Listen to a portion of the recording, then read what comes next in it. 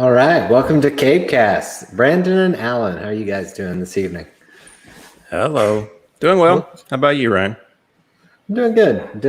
Trying to get this garage office finished. Doing trim and stuff.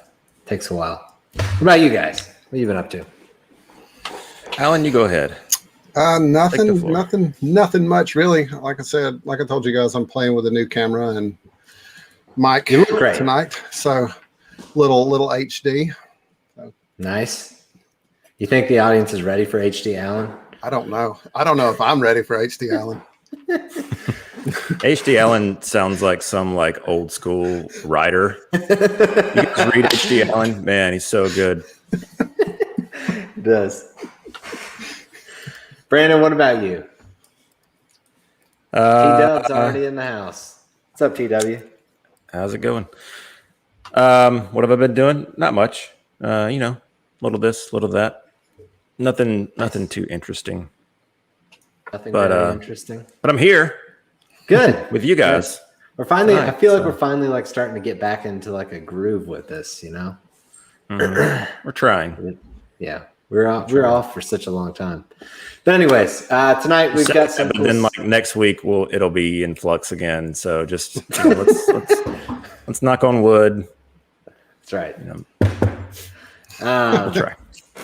Yeah, so tonight we've got some cool stuff to talk about. Going to be kind of a news roundup episode. It's a little light in the news front this week. It is, and we'll also touch base on. I had to pull some deep pulls for the news.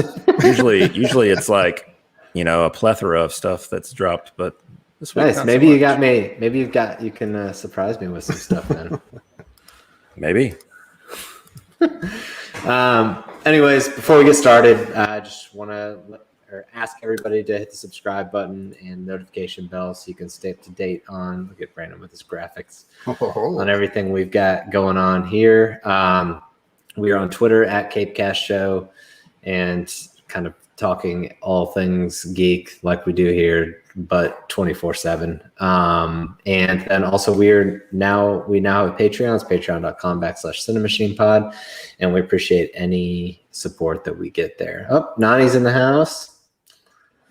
The regulars have arrived. We can start. That's right. All right, so let's kick this week off with some good DC stuff like we always do. We don't ever talk about DC stuff. That'd be crazy. What about some Zack Snyders Justice League news? That's the best stuff to talk about. You know, let's talk about some Zack Snyders Justice League news. We're finally going to get a physical release. Finally. September 7th. Beginning to think it was never going to happen. So I know that Alan is a September birthday. I myself have a September birthday. So I'm just saying, if anybody wants to get me another copy of this movie, because I'll already have one, feel free to. Just one you can keep in the shrink wrap. Yes. Yeah. Put it on display. This question just came in. Have you guys seen the international Snake Eyes trailer? I don't know it's the first I've heard of it. I have not seen it. I saw the one that we talked about last week. But reaction reviews. Was it a lot different? Us know. Yeah, let us know what you thought of it. Is this something we should check out? And yes, you do need to pre-order Zack Snyders Justice League, just like everybody needs to pre-order Zack Snyders Justice League. Right now, it's a cool $50 on pre-order. I know. Good Lord. Gonna go down. What's the trilogy right now? It's 80 something. Yeah. Might as well just buy the trilogy if that price stuck. That's another thing that we have on the docket. Yeah. Zack Snyders Justice League trilogy, which we have our little. Do we want to go into that as far as trilogy? Of course we do. We always want to go into it. What's what does it mean when we see the word trilogy? Because, we know that there's more.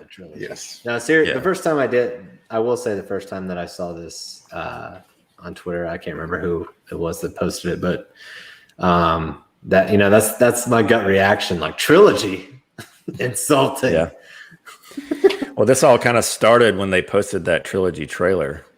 Yeah. And didn't even include any ZSGL footage in it. Yeah. Good old WB. I mean, I've already got the other two. I don't think I'll be buying this personally, not anytime soon at least. I'll be honest with you guys. I don't like the artwork they've put out for these Blu-rays. I don't like any of the artwork that they've put out for any of the posters other than the teaser posters. I do like the teaser posters. I like the character posters. I know that you have your quibbles with the Superman. I got Batman problems. I got Superman problems. Yeah, that's true. Batman eye black problems. It's just like, come on, people. Like, put a little effort in. It is the wrong symbols, no eye black. It is glaring.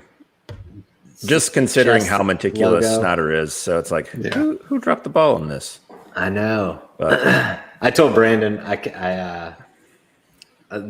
the art for the, I guess it's just the standard Blu-ray.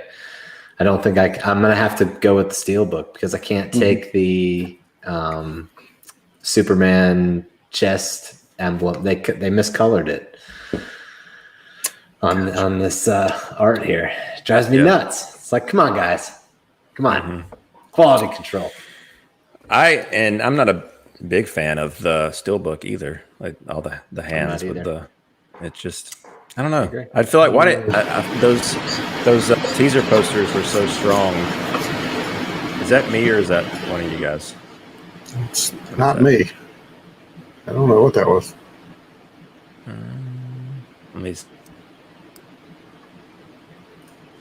I don't know. Alan, hit mute real quick. Oh. Yeah, it's Alan. It's Alan. It's me. It's you, Alan. God, hang on. It's you. Hang on. Let me try something else here. It sounds fine now. Okay. Yeah, you're good now. I don't know what was going on. Yeah. May have been YouTube trying to censor us talking about Zack Snyders Justice League. Could have been. Yeah. So, yeah, Nani has issues with Aquaman on the cover. Like, it's just like I would have rather them use like the teaser posters with the flag or something. The flag like or the reel or the JL and the stone. It's what's on those are great. It's what's on the inside that counts, guys. It's what's on the inside. TW, these I think Brandon got a copy of those comics as well. We definitely picked those up. Yes. I think all of us have them. Yep. Alan, you got them too? Nice. The fourth one over there with the anti-life equation. I assume that's what that is. Yeah. I haven't seen, but anyway, that stuff's coming out September 7th. Not a lot of info out there. It seems like it's going to be the same kind of, as far as like special features and extras, it's going to be the same packaging as the UK and all the other territory versions that have already come out, which is pretty slim. Did they get Justice's Gray in those? Do you know? Does this have Justice's Gray? Nope. Interesting. No. But it will have the Atmos soundtrack audio mix, which is now absent. Is now absent from HBO Max. But the Justice's Gray version on HBO Max does have the Atmos. I don't understand. Good up Lord. Is down. Down is up. It's just another day. Oi. Yeah. It's funny. I texted you earlier, Ryan. I told Melissa, she's like, "What are you guys talking about tonight?" And I was like, "Well, let me pull up the doc and let me get your thoughts." And I was like, "So, Zack Snyder's Justice League is coming out on September 7th. Your thoughts?" She said, "Well, since it's coming out on Blu-ray, does that mean we got to do the whole Zack Snyder weekend again?" I was like, "I don't know. Let me talk to Ryan and see." For those who don't know or haven't watched our review series of Zack Snyder's Justice League, Brandon and I basically like camped out or sequestered in his theater for like 3 days and just watched the movie on repeat, essentially. I think what did we get up to that weekend? Like, oh, yeah. That was so funny because the night we started it at 3 a.m. Eastern time, and so we finished at like 7 a.m. ish.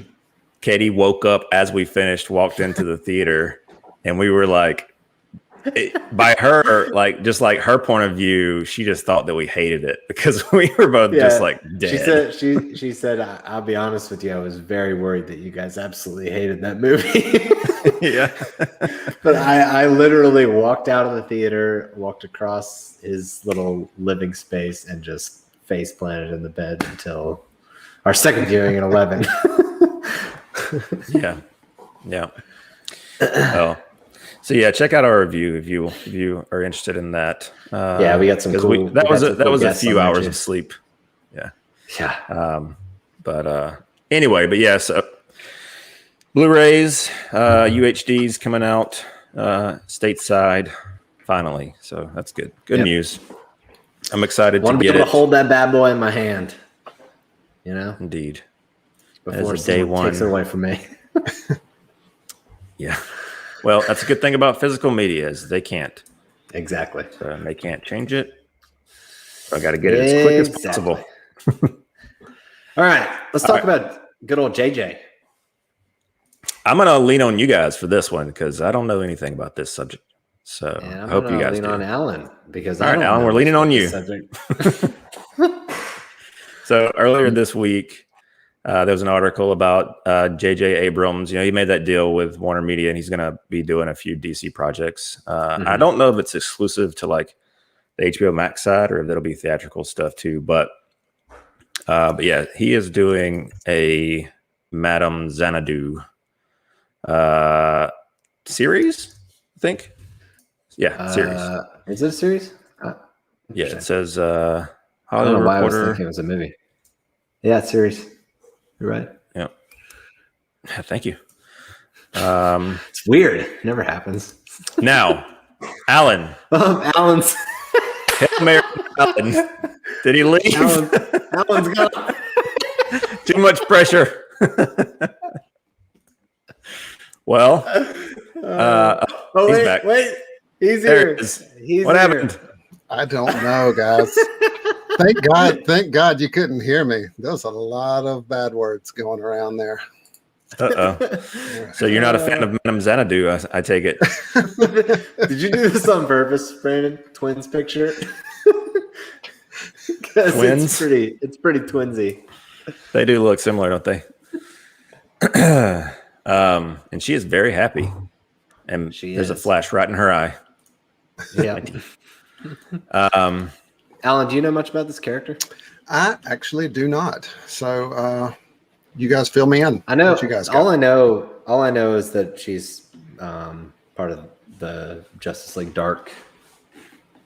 So I'll just give you. Here's what I have. I'm just going to read this verbatim off the Hollywood Reporter's article. Right. This is called Madam X for some reason. Maybe that ties into the comics too. First appeared in the DC Comics universe back in 1978 and is part of the Justice League Dark universe. The character is a sorceress who has helped the Suicide Squad and serves as Spectre's spiritual advisor, and in DC's New 52, assists the Dark League and was revealed to be the mother of, listen, Dr. Destiny. Spoilers. So I don't know anything about this character.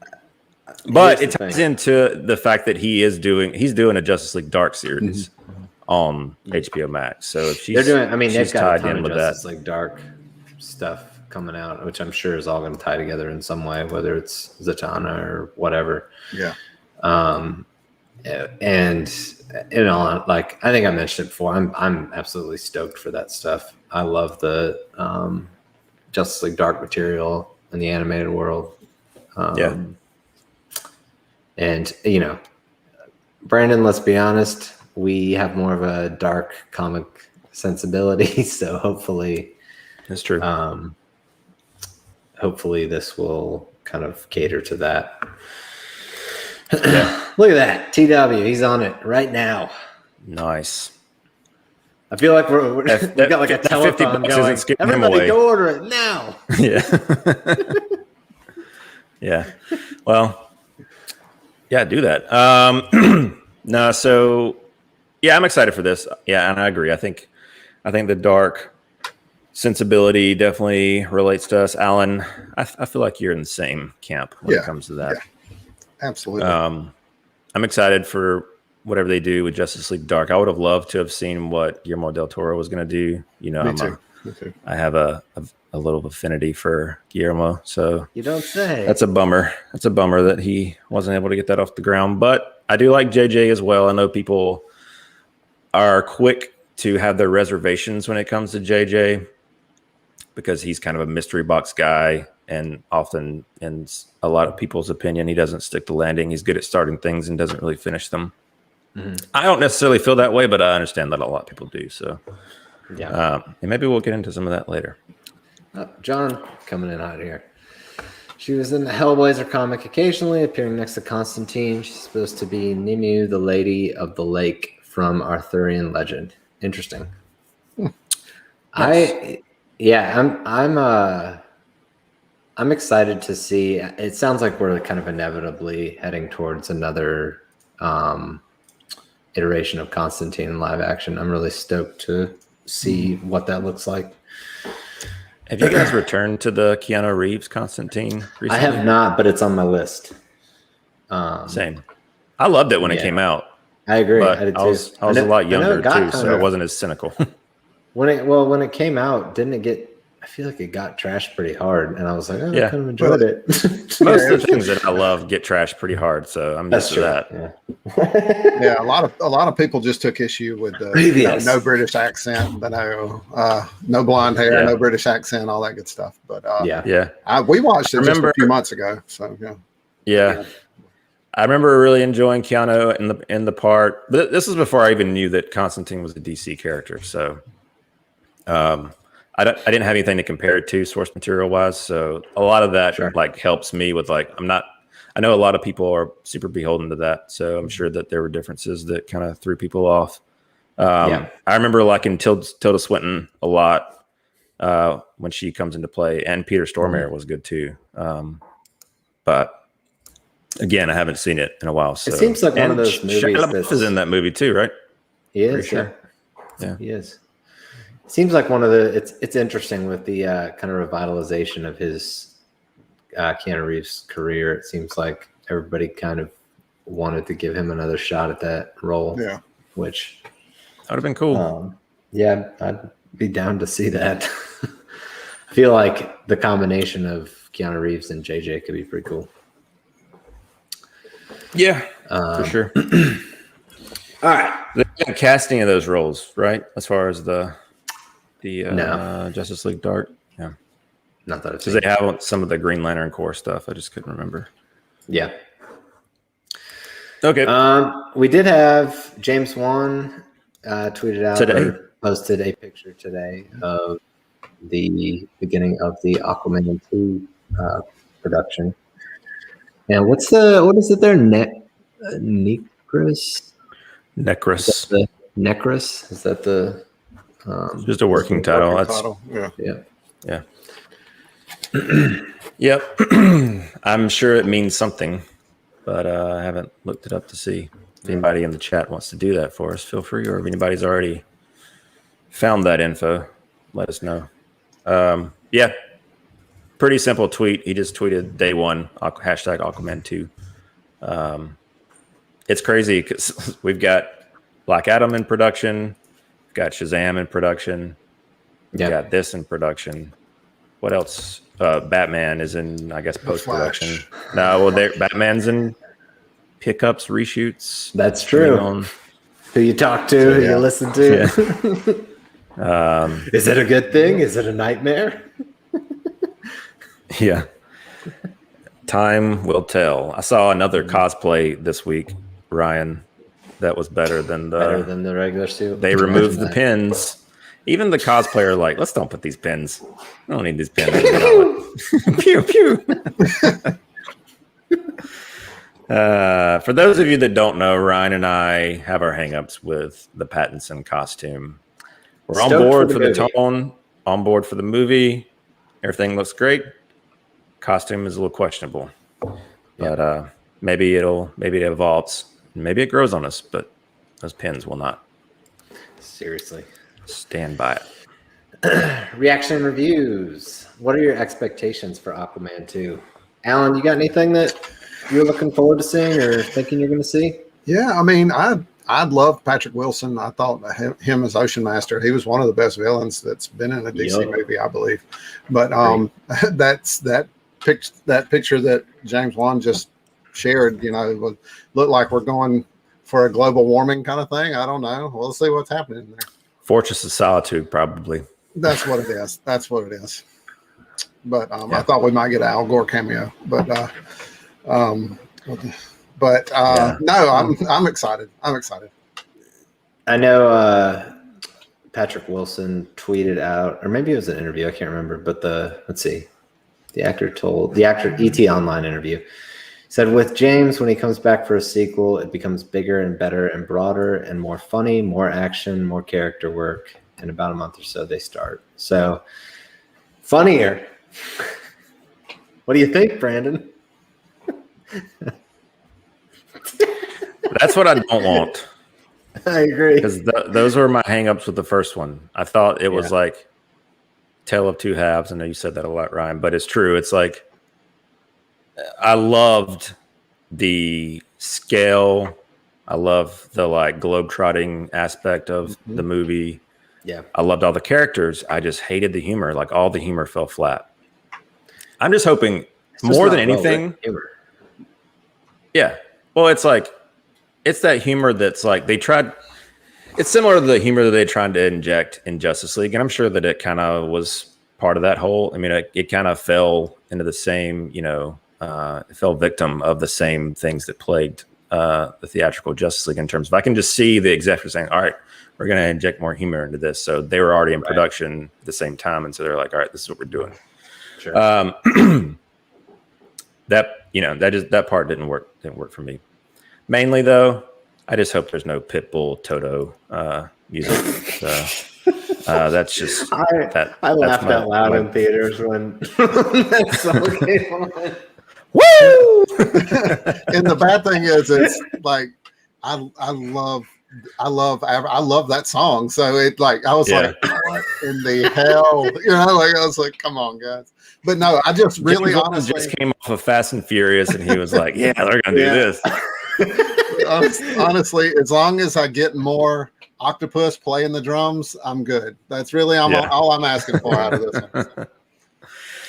I'm interested to see because they kind of like threw the whole kitchen sink with the last one as far as Aquaman. They shot their shot. You know what I'm saying? Like that for good. I mean, with good reason. They didn't have any guarantee that movie was going to do well at all, and it did very well. Yeah.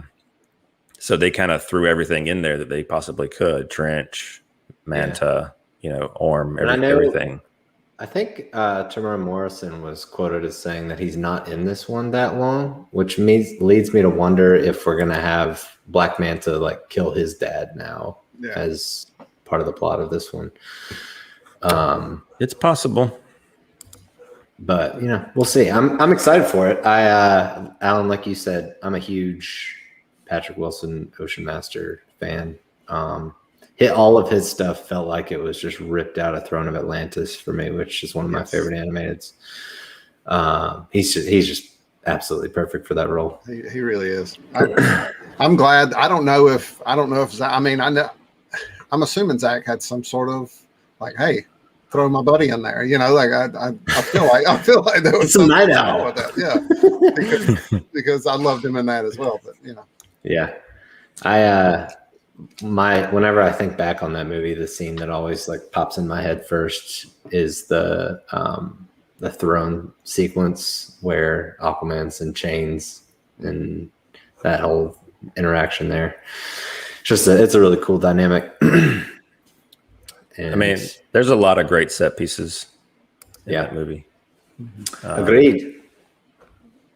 And I just hope that it doesn't fall prey to most movies end up, not learning the lessons of we're gonna like try and do the same thing but bigger type, scenarios. And it's like I hope it's still focused and doesn't fall victim to even hackier jokes and more mic drops or needle drops and that kind of thing. So eating a rose is not funny. It's just not. Yeah, you're right. That trench scene was great. Yeah, that's the thing that I'm hoping that they also kind of put into play, which is Juan's horror background, because that trench stuff was really cool. Yeah, very more of that, please. Beautiful as well, as most of that movie is, honestly. Yeah. Yep. But like the red flare was cool.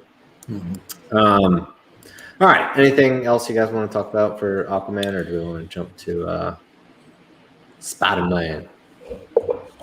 We can jump to Spider-Man. Let's jump to some Spider-Man. You'd like to? Let's see some. Let's talk a little Toby.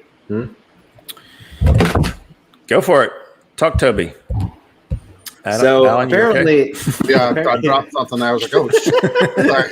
I was trying to remember that I was live and not cuss when I dropped that. So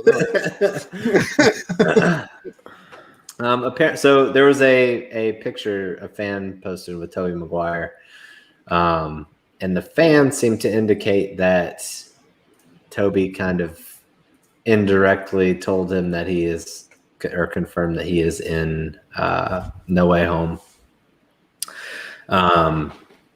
He gave him a little wink when he was asked about whether he's in the movie. Whether you believe the fan or not, it does seem like this is the internet's worst kept secret that Garfield and him are in. Also, movie. I think wasn't it reported that they were all going to be in New York this week? As far as yes, Holland I think Grace Randolph actually posted about that as well. We've talked about it before, but of anything Marvel, this is what I am here for. Like, it's like Spider-Man stuff, 10,000 feet, Doctor Strange. Yeah, that's true. Well, this is the amount of excitement that I have for that movie based on what we assume it's going to end up being, or hope, is very. It's what I should be at. It's where I should be at excitement level wise for like The Flash, because they're very similar. I should be over the moon, but I think it's just because of my relationship with WB and DC as of late that I have my reservations. But with the idea that they could be doing something in the vein of Into the Spider-Verse in live action is very exciting, especially using legacy characters and villains. Legacy heroes and villains. That's I'm here pretty for exciting. Some Doc Ock and maybe Willem Dafoe. Woo. Yeah. My only reservation would just be, which I think we would all say this, is like, I just hope that they can juggle everything, without it being just like more fan service. Spider-Man 3 2.0. Yeah, exactly. Yeah. So we'll see. Alan, you have anything?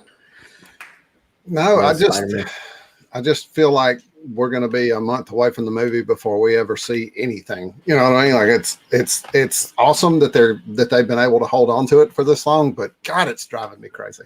I feel like this is like the most, and it feels like the most anticipated a trailer has been in like forever. Yeah.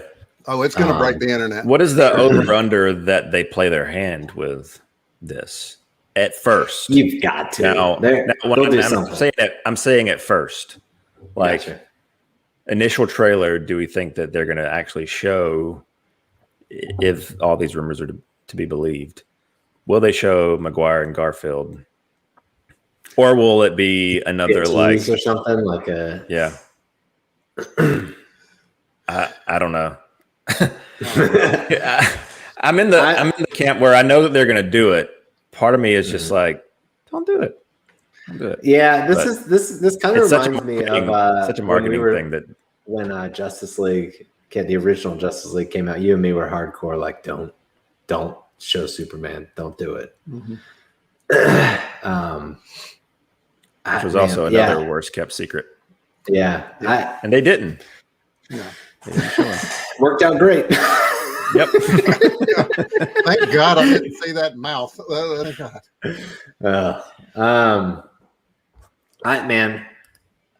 I in all honesty, because we know they're gonna do it, I would love to see this trailer just come out and like punch you in the face with multiverse Spider-Man. That's true. Just to see the reaction. Like we've had so much Marvel content over the last like teases or trailers, whatever, over the last year and a half that has been like, okay, like what's this mean for like kind of the grand scheme of things? Like nothing really kind of like very like multiverse specific. The Eternals was kind of its own thing. Black Widow is kind of its own thing.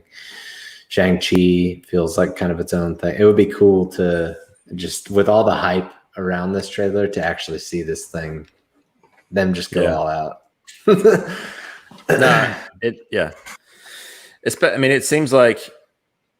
See, I don't know. I wonder how much. And I know that this is another MCU contract movie. Yeah. Mm-hmm. I just wonder how much Feige is involved in this one, because it feels like this is their transition movie into, okay, we're doing our own thing over here on Sony, and we'll see. And which could be good, could be bad. I really want to rewatch Far From Home again. Mm-hmm. I've only seen it once. I watched it a second time, which is crazy because my second viewing a lot better. Than the first. I liked it, but for whatever reason, these Spider-Man movies I haven't returned to as much. I think I've seen I've seen what's the first one called? Homecoming. I saw it maybe twice, and then saw this one once. We've watched Homecoming several times, but that's really just because we were in that one. That's legit the only. I mean, don't get me wrong, I love the movie, but that's I don't you think like yourself better. I do enjoy seeing myself for that split second running across the bottom corner of the screen. Yeah, I think for me, and I also enjoy these first two movies. But I'm a sucker for like New York Spider-Man. So I think that's kind of what excites me about this movie that's coming up, because Garfield and Tobey obviously were very much in that vein. So I'm hoping, because this Spider-Man really has been kind of like young Iron Man prodigy, like instead versus traditional Spider-Man. It'd be interesting. No doubt. We'll see. But that in a nutshell, we're excited for it. And hopefully we'll get a trailer sometime soon. Yeah. We keep getting people saying trailer's coming soon, and then they're like, nope, it's not coming yet. Let's see. All right. Let's shift gears a little bit and move to a galaxy far, far away. So we have some. There you go. So I guess J.J. Abrams news part 2, and this was a while ago, but we never really talked about it. This was one of those things that sat on the CiNEMACHiNE dock for about 2 months, and we never touched upon it. It was it was one of those things that I was like, oh, come on, highlight it. So we talk about it. Well, I figured he would, because it's right up his alley. It's kind of negative. Yeah.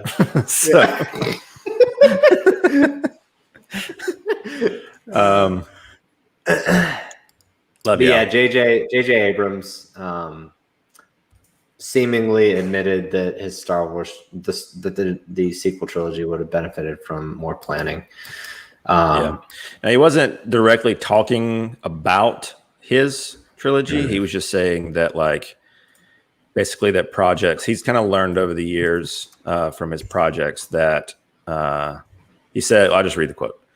In most cases, that with projects that have ideas that begin the thing where you feel like you know where it's going to go, and sometimes it's an actor who comes in, other times it's a relationship that as written doesn't quite work.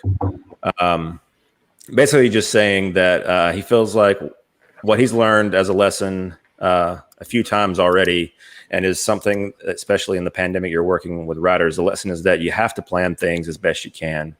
And you always need to be able to respond to the unexpected, and the unexpected can come in all sorts of forms. And that's kind of the gist of it. But that I only bring this up, or only put this in here just because I know that we talked about earlier about J.J. Abrams and his love of kind of these like Easter eggs and these little like these planting the seeds and not really paying them off to certain people's. What ends up happening is fans they just devour and theorize, and most of the projects that JJ works with, they're mystery boxes, and more often than not, for a lot of people, they end up disappointing. Start strong and don't stick the landing. I am somebody who, with the sequel trilogy, I understand people that don't enjoy any of those movies or enjoyed the first, whatever, second, or have that feel like Rise is really falls short. I've said this many times before. I love Force Awakens. I have my issues with Last Jedi. But I still kind of enjoy it, but I just have some issues with some character moments and some humor stuff.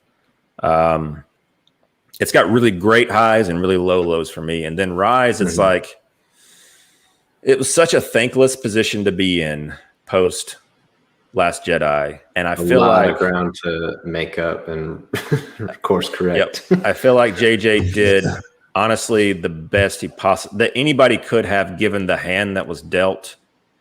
And maybe that hand that was dealt is partially his fault because they didn't have a plan, or the plan that they did have, if there was one, they abandoned. Yeah. Based on fan reaction, if it was that. So I don't know. I know that a lot of people, are kind of, turned off by that. But, and I feel like he's right. But then I also feel like he's wrong, because we're looking at an original trilogy of Star Wars movies that also didn't have a plan that everybody loves. Yeah, so I agree. I think it just depends on the reasoning behind, I guess, motive is, and the reason behind you just flying by the seat of your pants. If you're being reactionary, that typically doesn't ever work out well. So, and it's especially like with an IP like this, that is so like a fan base that's so touchy. In a lot of ways, it's kind of a no-win scenario, no matter what you do. Yep. Well, this whole trilogy, the sequel trilogy, was thankless as far as like. I mean, JJ walked away to so many directors that were, talked with, just didn't want to touch it for good reason. Yeah. And then they ended up coming back to JJ and he took it on. But yeah, I don't know. I just, it's one of those things where I just have a lot of, I feel like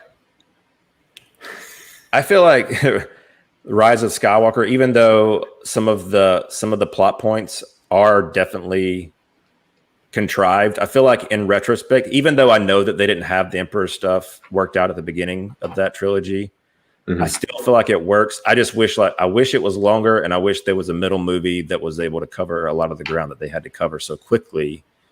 In Rise, I feel like that movie is one of the Star Warsiest Star Wars movies. Absolutely is. Personally.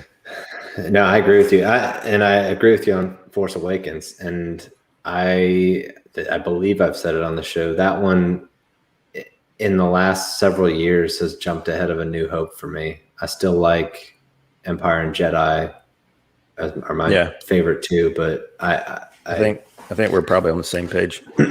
Force Awakens really, it's aged really well. Every time I watch it, I get sucked in still.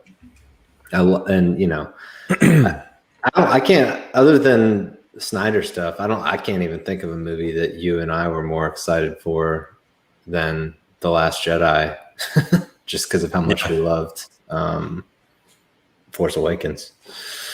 Yeah. And I really like Rian Johnson too, so I was even more excited, but it just didn't work as well. Yeah.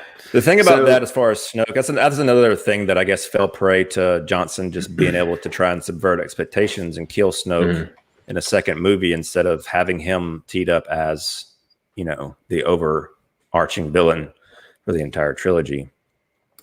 Yeah. But, what are you going to do? I'm probably in the minority here, but I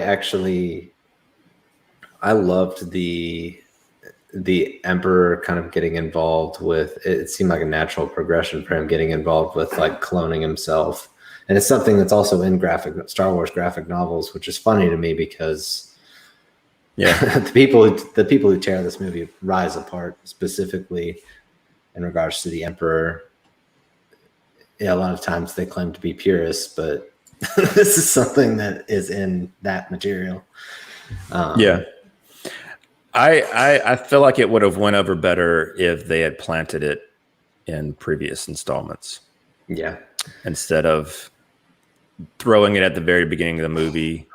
Even though I feel like, again, I know that it wasn't planned. I know that. But I've always said this, with like the whole I feel like that movie, when you go back and watch the other movies, there are things that it improves. Like I always had a problem in Force Awakens when Kylo was talking to the burn up helmet of Darth Vader. And he's speaking with him and he's like, show me the power of the dark side or whatever. And I'm like, he wouldn't be talking to Anakin because Anakin turned good at the end of Return. Right. He doesn't know that, I guess. Yeah. But then in hindsight, in retrospect, it makes sense that it was the Emperor, doing that.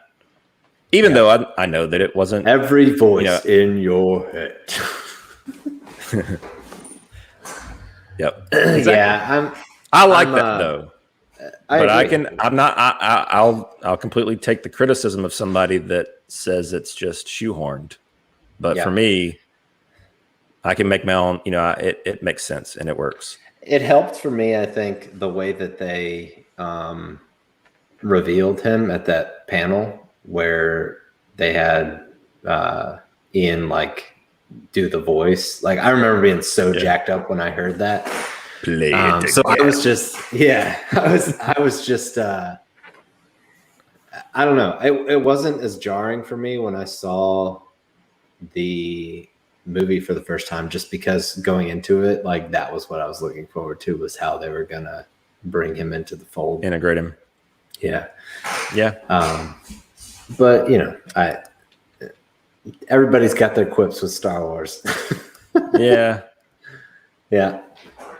I mean, indeed. It's everybody's got their things that they love and they hate about that material. Yep. It's a blessing and a curse. That's fandom. That's fandom. Alan, I know that you said that you're a casual Star Wars fan, but do you have any we haven't really talked about this, but what's your vibe when it comes to the sequel trilogy? My dad, I actually grew up more of a Trekkie than a Star Wars fan. But, when they brought JJ in, a lot of people had issue with that because he had came from the Star Trek franchise. But I actually, looking at it from a pure entertainment standpoint, I had no issues with the movies. I enjoyed all of them. Were there moments that fell flat? Yeah, but there are in every movie that I love to watch. You're going to have that. But I loved all of them. Really, not. It was very. It's tough with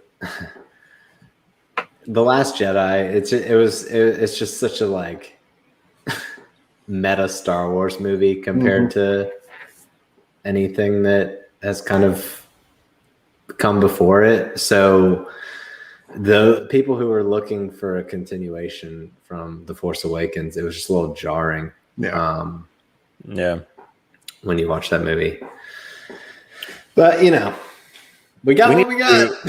We should probably it would be fun to do a rewatch review series of those movies. I'm totally down. it's been a while since I've returned to them. Yeah. But The Force Awakens is just like, it's comfort food to me. Like I put that movie on, just keep it on the background. It's just like, that's just what kind of movie it is. Yeah. More than any Star Wars movies. And that's the truth. Like I'll put that movie on all the time. I mean, in all honesty, that's probably the movie that gets played the most in our house, just because, like, if Katie's going to pop a Star Wars movie on, like, that's the one that she goes to.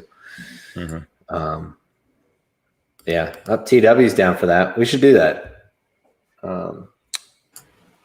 Yep, we'll talk about it. Yeah, maybe we get on Enosh. Enosh likes the Star Wars. We get him involved. He does. Yeah. All right, so let's switch gears a little bit and jump to another Star Wars movie that is going to be coming out with Miss Patty Jenkins involved. Got a writer. What do you think, Brandon? You texted me this. Yeah. What did I say? A writer that has written things is writing Rogue Squadron. I don't know anything about him. There were a lot of ellipses in that text message. Yeah. I haven't seen Love and Monsters. I don't know what it is. Is that the Hulu thing? I don't know if it's Hulu, but I do have it on my list. I don't know who. Let's see here. Yeah. Well, he has writing credits on The Invention of Lying, which I have seen. Some comedy called Jerked, which I have not seen. Monster Trucks, which I remember coming out, and I remember it costing a lot of money to make, and it didn't do well.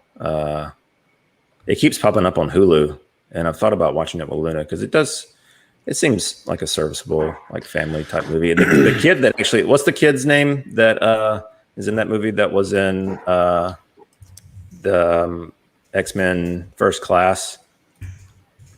He played Havoc. Lucas. It's not Lucas Till, is it? Is that his name? Yeah, he played Havoc. He actually went to high school with my sister-in-law. Cool. But look at that. Yeah, small world. Royston. I don't have much to say about this writer, but it's good that they have a writer now, and I'm interested to see what this movie is. I don't have a ton of excitement for the project just because I like lightsabers in my Star Wars.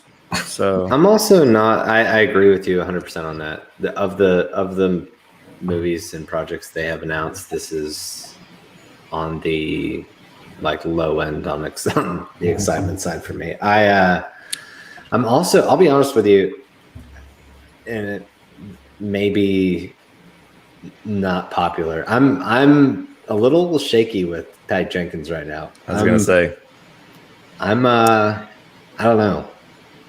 I get the feeling Wonder Woman 84 that Zack was very involved in Wonder Woman. The first one. Yeah. Felt that way. Well, at least in a lot of things, but yeah. Wonder Woman 84 did not give me great confidence in her doing a Star Wars movie, but I mean, yeah, I'll give her the benefit of the doubt. I'm down for it's a Star Wars movie. I'm gonna watch it, but as far as things that are drawing me to that movie, it's I mean, if I'm being honest, it's stock down for Patty Jenkins for me right now. So yeah, it could be good, but yeah, like TW saying, like a Top Gun Star Wars. Here's the thing. I mean, one could say that until the end, Rogue One didn't really have any Jedi or lightsabers, and I really enjoy that movie. Yeah.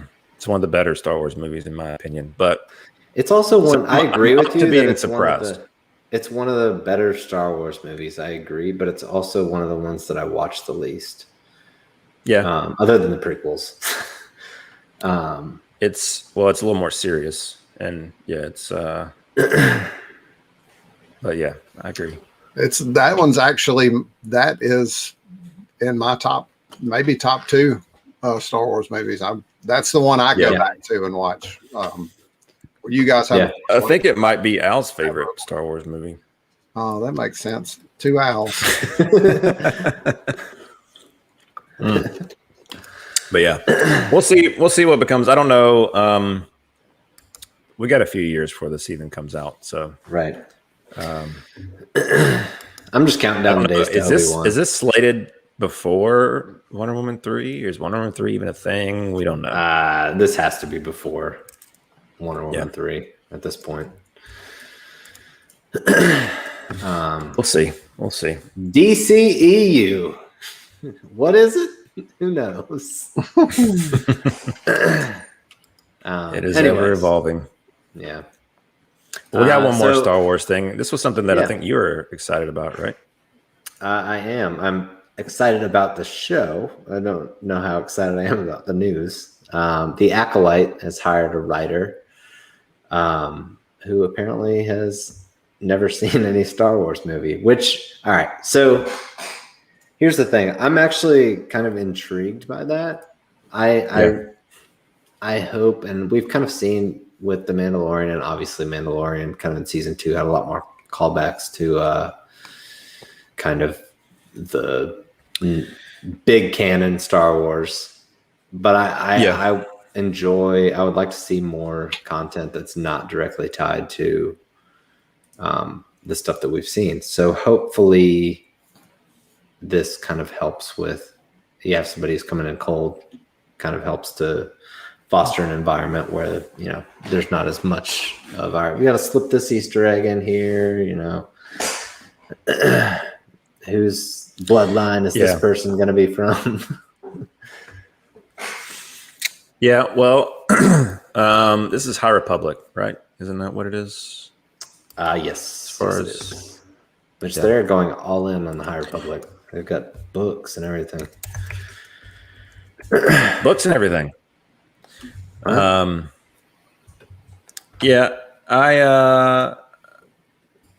It's one of those things where it could be good to have somebody without that prior knowledge to come in and write. It could be bad in the idea that it could be one of those subverting expectations type things where it pisses off a lot of Star Wars fans. But that's going to happen regardless. So it doesn't. I don't even care. Yeah, and you can kind of see from the title card. It looks like something that you're going to get your lightsabers in, Brandon. Ryan, I hope that. Can you hear me? I think we made it. Alan, can you hear me? Yeah, I'm good. Yeah. Okay. Can you hear me? No. Ryan, yes. There he is. All right. I don't know what was going on. Can you hear me now? Yep. We got you. Okay. I don't know when I'm cut off, but looks like you're going to get your lightsabers in this show, as you can see from the title card. It would be interesting to. I'm a huge fan of the Old Republic video games, and that's something where they explore a lot of kind of like the Sith side of, like the ancient Sith side of things, which. I feel like it could be cool to if this show explores that. I'd be very excited to see what they do with that material in live action, because there's a lot of cool stuff in the books that's just ripe for adaptation of some sort. Yeah, I don't really have a lot of prior knowledge when it comes to that, but the idea of it. I've read a little bit about it, but it sounds like it could be cool. And seeing that in live action would definitely be intriguing. So agreed. All right, we got a little bit of Transformers news. We did. We got a new Transformers movie. Spoiler alert. Another one. Rise of the Beasts. Are either of you like Transformers nuts other than the movies? I grew up a Transformers fan as a kid, and like the first Transformers movie that came out as an adult. I mean, I was there in the theaters when Optimus Prime died, as a kid, and it like wrecked my world. But But no, as an adult, I mean, I literally cried in the theater when I saw Optimus Prime for the first time, because I was like, oh my God, this is what I pretended he looked like when I was a kid playing in the yard. You know, it was so insane. So I've liked them to a point. It's kind of like the Fast and Furious franchise. So my understanding is this movie kind of drops in between Bumblebee and the Michael Bay films, correct? Okay. See, I don't know. I've heard that it's not even going to like connect in any way to the Bay movies, but I don't know. Interesting. I don't know. That actually has me more intrigued. And I like the first few Transformers movies. I think the guy that's directing this movie is the guy that did Creed 2, if I'm not mistaken. Oh yeah, Steven Caple Jr. Yeah. I did see that. They did. And now, they did. I don't know anything about Beast Wars. 1994 New York. It drops right in the middle there. Gotcha. Are you? Yeah.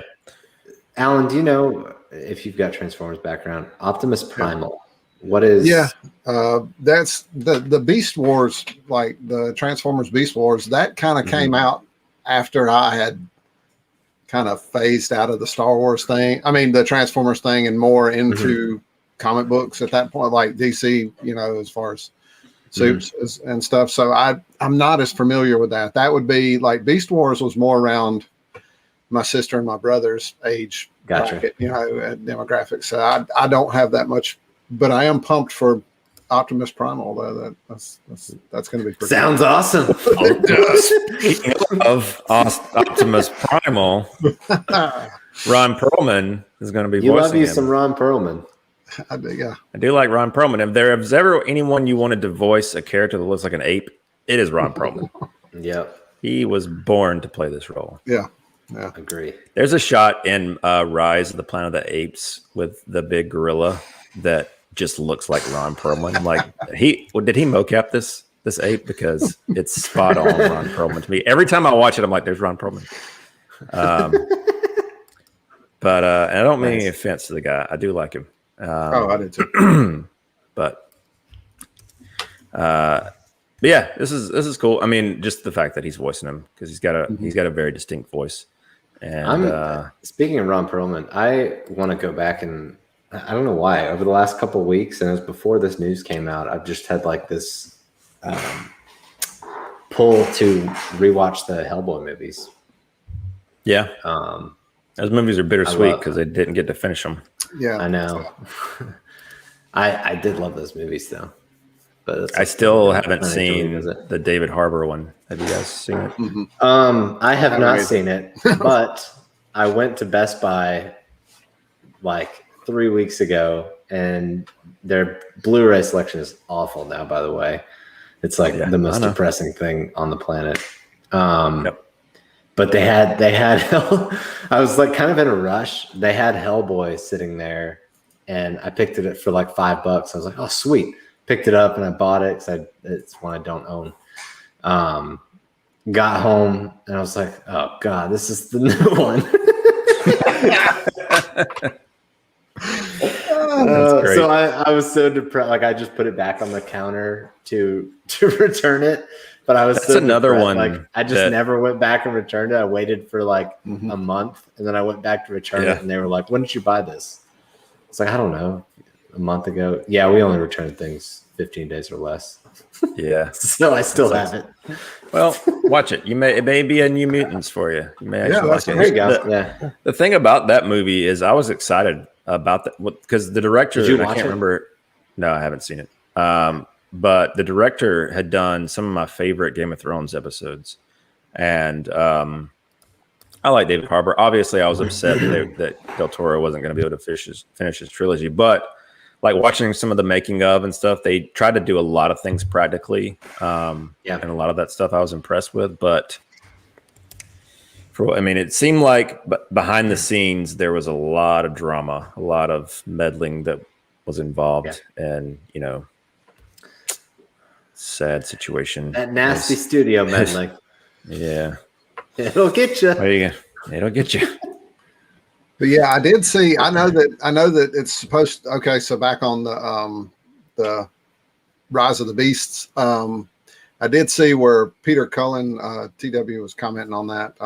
He's going to be voicing Prime in that. From what I heard, he was going to be in it. So, I actually, just speaking on Peter, speaking on Peter, have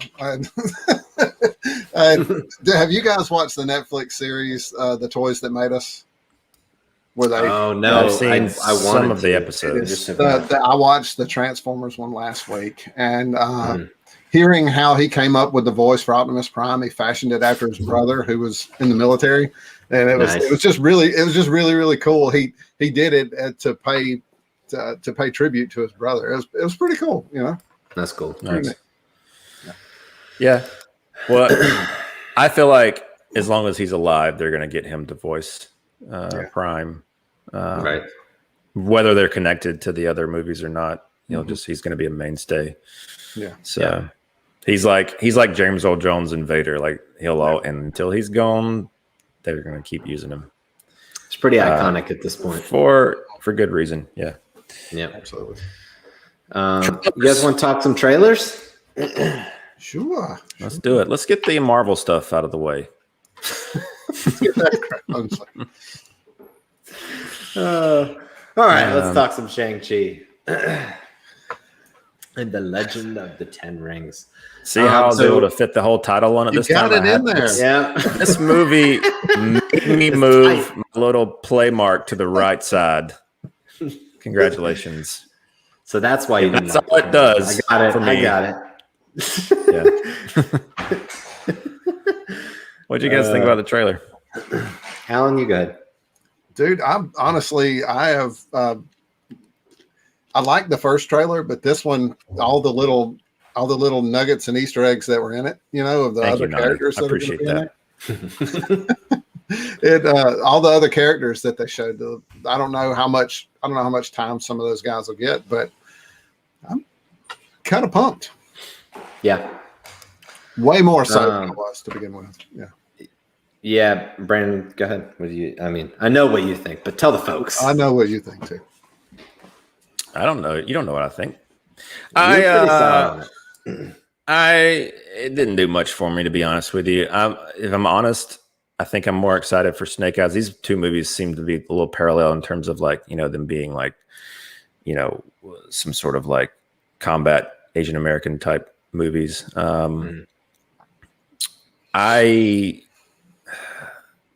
I know everybody's hyped for the Abomination thing at the end, which that's an intriguing element. I just feel like I don't know if I'm just soured on the whole MCU with it. Just I feel like when we went through the TV show stuff, I was more or less just am I just watching this because I want to see where it's going next? Am I waiting for the stinger? Am I just trying to be a part of the conversation? Am I enjoying these movies? I don't know. Technically, I think this movie looks solid. I'm just not stoked for it. Yeah. Again, I'm more excited for Snake Eyes. It just looks better made to me than this from fight choreography, production level. But I'm not opposed to watching it. I'll still see it. It just didn't move the needle for me, so to speak. Sure. I actually like this trailer better than the first one. Abomination is cool. I'm excited to see the whole Mandarin dynamic. Now, is Tim Roth returning? My understanding is he is. For that and She-Hulk, I believe. Yeah. I think he actually posted at some point. I think he actually posted something on social media about that. I could be wrong, but yeah, I don't know. I'm excited about this. I've talked about before with Marvel. I just need something new. Everything's become so formulaic with Marvel for me, and I like the idea of this kind of kung fu crossover with Marvel. I am still the Aquafina thing's got me a little worried. But I'm not gonna let that. I'm trying to not let that sour my excitement for this film. It's not anywhere close to Doctor Strange for me, but I'm certainly intrigued by it. Something I'm excited to check out. And if Tim Roth is indeed in it, I'm stoked for that. I love that dude. He's awesome. Yeah. It'll be good to have some carryover from that original Incredible Hulk, other than General Ross. Right. But agree. I just feel like Multiverse Hulk. Is that what we got going on? Ed Norton coming What's in? That? Oh, well, that would have been interesting. Be more interesting than no. I just feel like I'm more excited. It's brutal. I can't take Smart Hulk. Yeah. So I'm just not a fan. Anyways, I was just gonna say for the third time, I'm more excited for Eternals than this. I just feel like it looks so much more different, and I love the cinematography behind it. And it just feels like it doesn't feel like it fits the mold. Besides that stinger at the end of that trailer, it just feels like it's doing something a little different. This trailer just felt like super CGI heavy, set extensions, not a lot of reality to it, which is fine, if you're into that. It felt more the same, and I'm just looking for something different. An Al comment. I know that. Which is fine if you're into that crappy stuff, but anyways. No, I was respectful.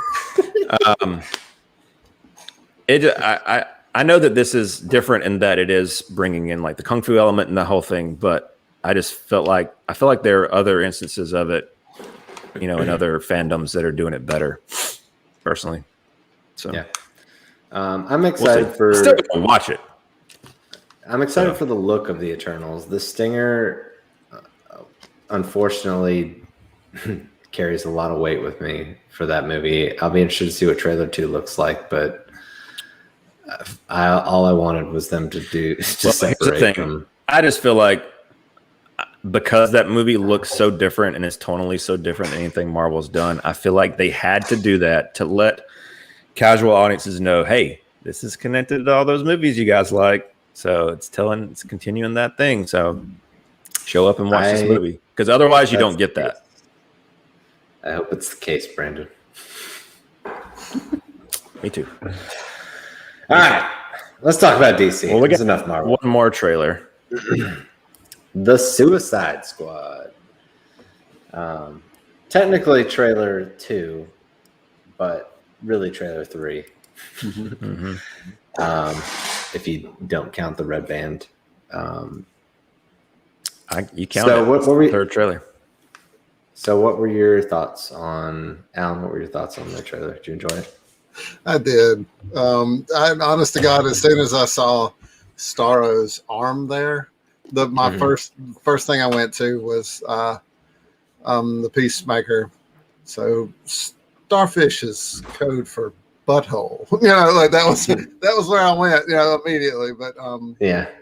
But no, the trailer itself. So you're the demographic that likes that. I did giggle a bit when I heard that. I'm not gonna lie, but it actually, like I said, that joke's a lot better than the bag of bleeps monologue. Yeah, sure. I thought so too. But just the angels. Just his delivery on that. He was so serious, like he's taking his notes.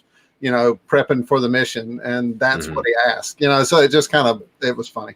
But for me, like I said in the group text, these trailers get better for me. Every one of them have gotten better. I went from kind of excited to I really hope this movie does good now. I really do. Yeah. Well, I think we all will fall into that category. I think we're all hoping it's good. I don't ever go into the movie hoping it's bad. I just there are movies that I have reservations about. The humor is definitely a reservation for me, but I do like the scale of this movie, and I do like that there's the characters there's definitely going to be a lot of room for lots of bloody deaths and some expendability when it comes to characters, whereas you didn't really have that in the first one. You had one person really that died very quickly. The thing that I like the trailer too. The humor again was a more of a conflict with me, but I'm really surprised that they aren't playing the King Shark cuteness element up as much as they probably could have, because I feel like he's the one that's so typical, like for them, like with like Groot and Grogu and all these characters, like he's like the prime character to be putting out there like front and center to sell tickets on the cuteness element. That's interesting. Like I don't interpret that character as cute at all. I don't know why. I don't know what it is. Oh, they cuted him up, bro. Well, I mean, so with the R-rated trailer where you see him, ripping dude in half, and that's the thing. That's what is going to be like the takeaway from it is they made him cute, but he's going to be super violent. Like, I think that's intentional. Where in previous iterations he's super grotesque, but he's pretty adorable in this movie.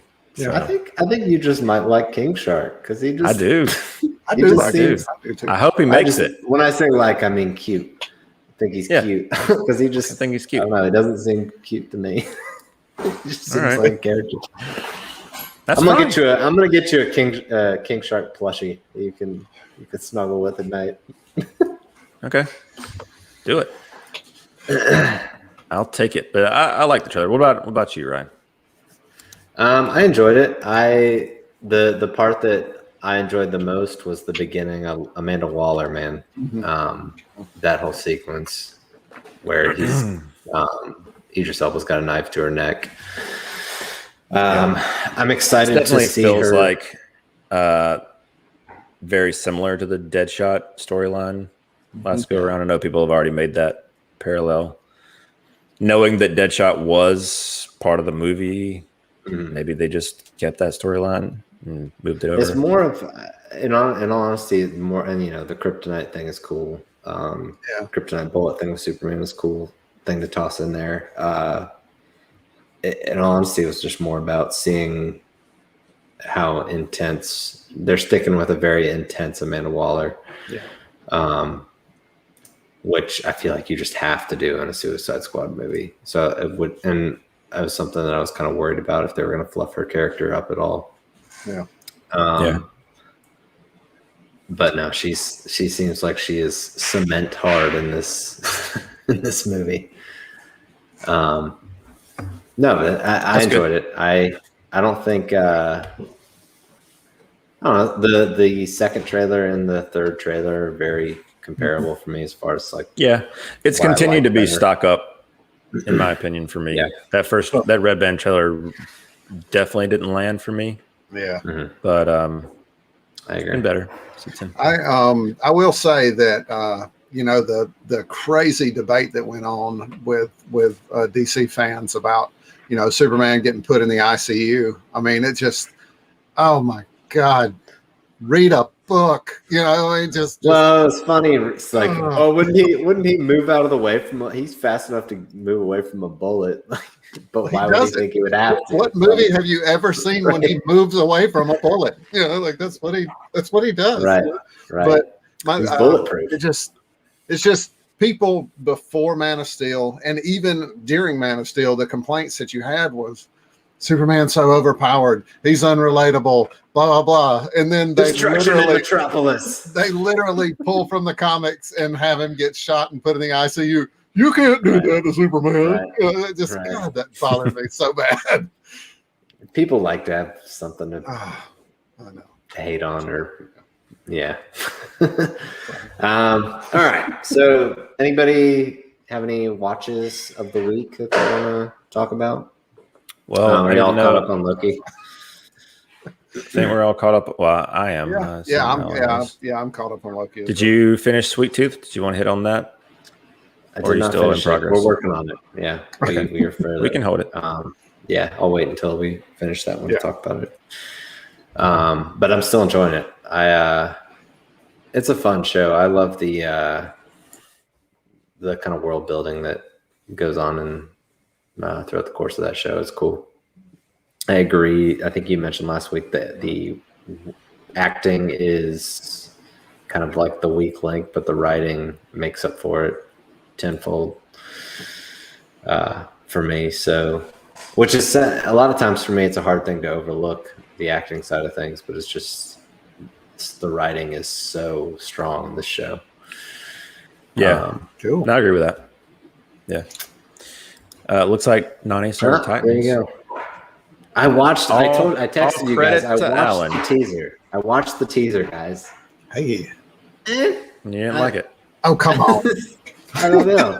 It's just so TV show for me. I don't know. Like, it's a TV show. Well, yeah, but like not like, I don't know. It just seems CW to me. I'll be honest with you. It is. If you go in with that expectation, you'll like it so much better. You don't need to go in with a Zack Snyder expectation at all. Well, I'm not. Like, when I watched the first season, that's what from the trailers I saw, I was very aware of what I was getting into. I don't know. Maybe I'm just a snob.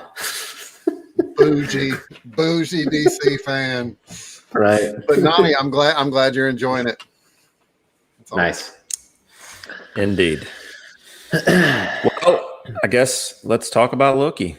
We all watched episode 3. All caught up. Who's the person? Was that Alan?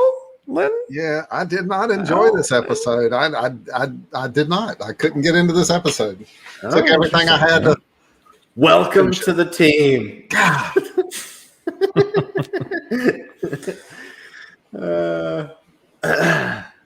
Well, so what were your hang-ups? What was your overall opinion? Honest to God, it felt like this episode crawled. I mean, I kept like touching the Apple TV remote so I could see how much time I had left. Like, oh my God, is this episode still going? It just really, honestly, I know what they were trying to do with the episode. It was such a bottle episode. It really was. Oh my goodness. Yeah. I mean, you guys know how I will say this week, my view on this show certainly did not change.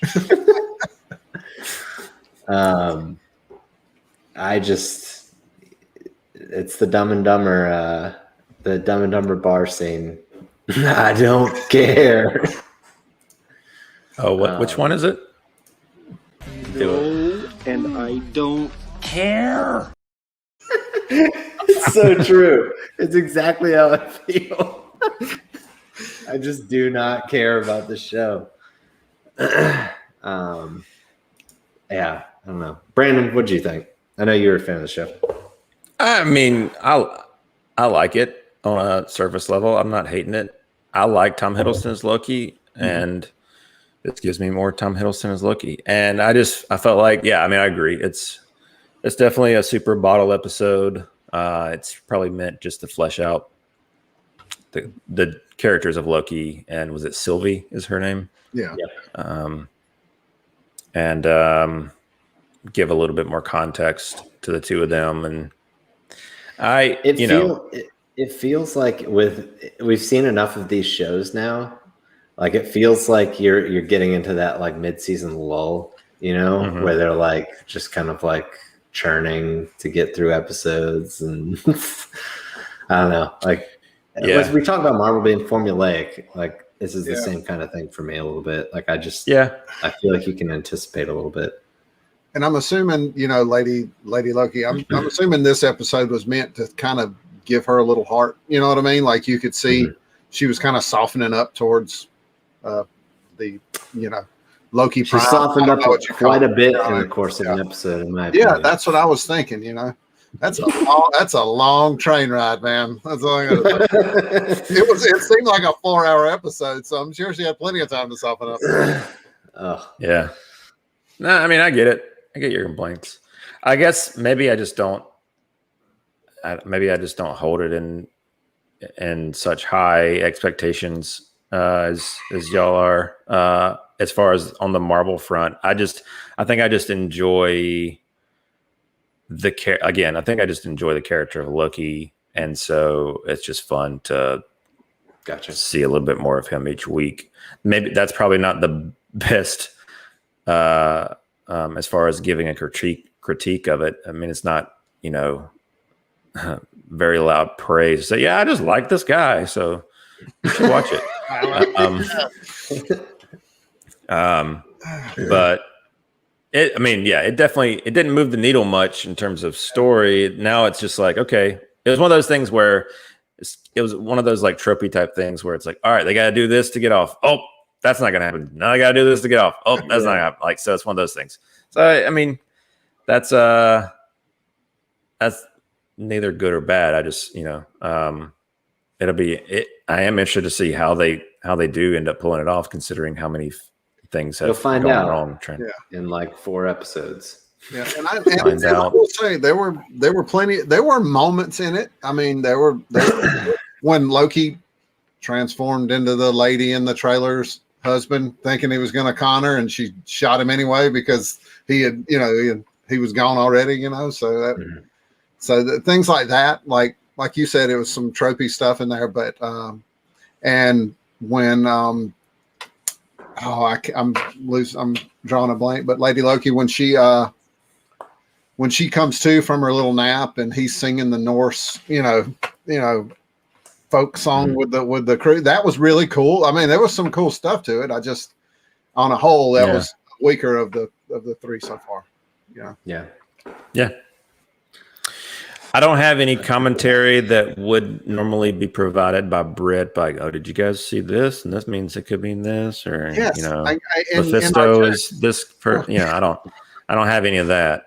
All I can say with these Marvel shows is I've gone from, with WandaVision, it was watch the day that it comes out. Falcon and Winter Soldier, it was watch like maybe the weekend, maybe. And this one, like I just watched it today before the next episode is coming out. So I feel like I don't know. I'm just like, I feel like I'm kind of phasing away from this Marvel TV stuff at the moment. I'm just excited for the Star Wars content, honestly, on Disney Plus, if I'm being honest. Yeah. Yeah. I mean, I don't disagree. Every show's been stocked out from this, but.